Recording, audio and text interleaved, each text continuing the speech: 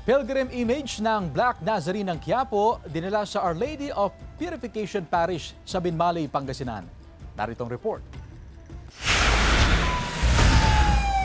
Masayang sinalubong ng mga deboto ang imahe ng Nuestro Padre Jesus Nazarenong Quiapo sa Binmalay, Pangasinan. Sa isinagawang misa sa Our Lady of Purification Parish Church, sumentro ang mensahe sa mga taong madaming hinaharap na suliranin sa buhay. Sa panahon ngayon, dapat daw lumapit sa Panginoon para manalangin at manampalataya sa Kanya. A message especially for the poor, for those who are worried, for those who are burdened, for those who are sick, for those who are doubting, for those who are losing faith.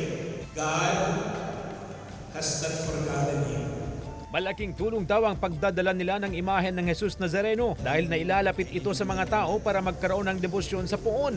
Ganda nito, nilalapit mo yung Nazareno sa iba-ibang lugar, lalo na sa mga tao, para matuto silang magkaroon ng debosyon sa Nazareno. Si Nanay Marciana at Nanay Virginia na parehong may iniindang sakit, hiling nila sa Jesus Nazareno ang kagalingan at kalakasan ng kanilang pangangatawan. Kukuhan ko, high blood ko po.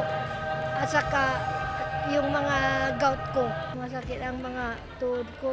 Senior Nazareno, sana pagalingin ako sa aking breast cancer. Lord, help me. Magkakaroon ng misa ang simbahan mula umaga hanggang gabi.